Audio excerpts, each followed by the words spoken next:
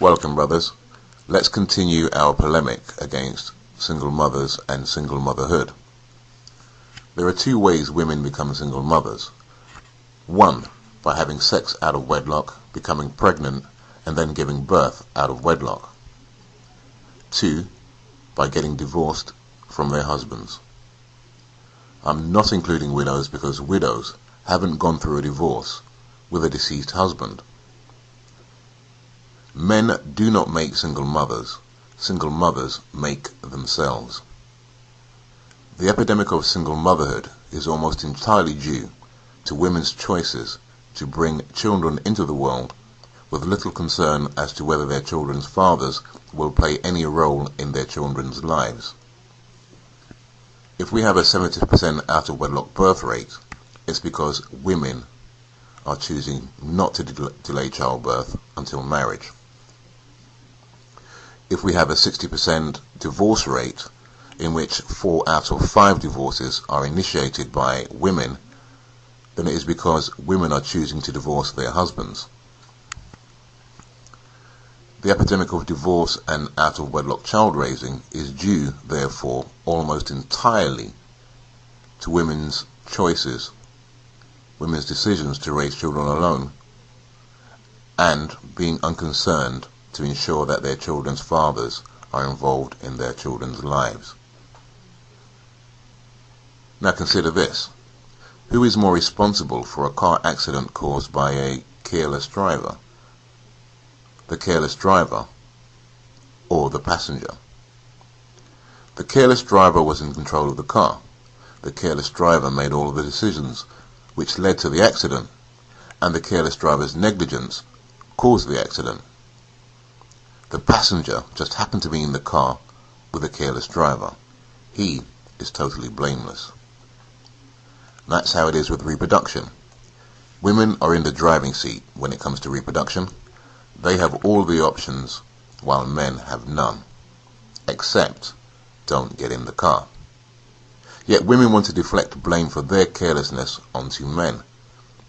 They want the passenger to take equal blame for causing the accident. I don't think so. Want more proof? Okay.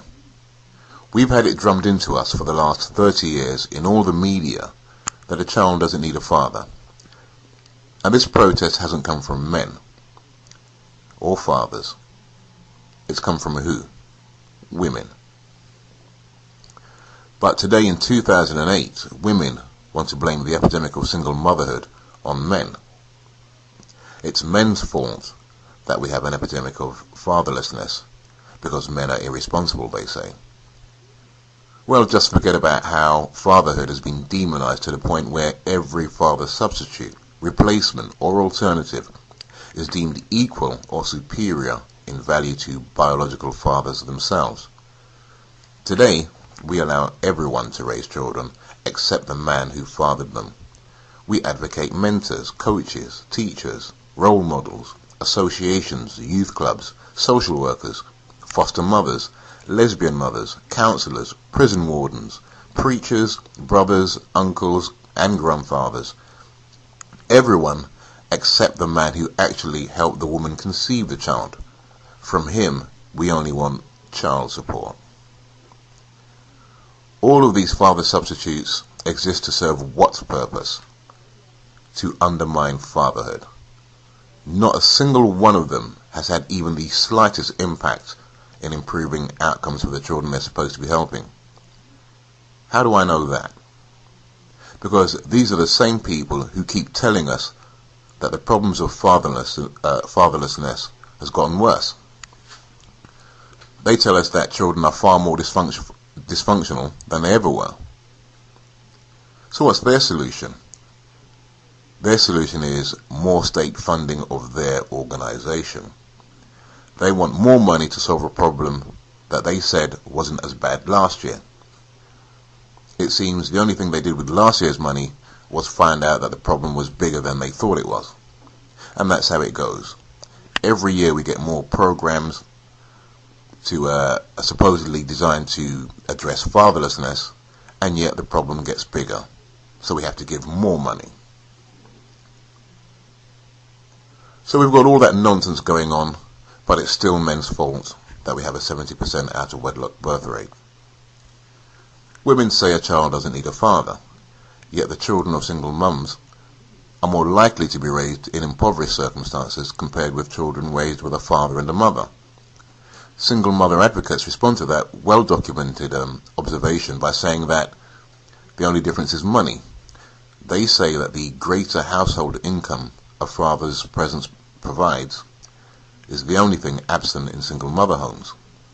They're making the case that the state, i.e. the taxpayer, you and me, should increase payments to single mothers to match that in mother and father families. And I say, really, why is that? Why should we do that? You made the choice to exclude a father from your household. You said a father wasn't necessary, remember? So why are you entitled to use a man's children to demand that society pay you for your decision to exclude him from playing a part in his children's upbringing? You became a single mother for that precise reason. To use a man's children as leverage to extract an unearned income from him or the state. Out-fucking-rageous. This is how and why women become single mothers.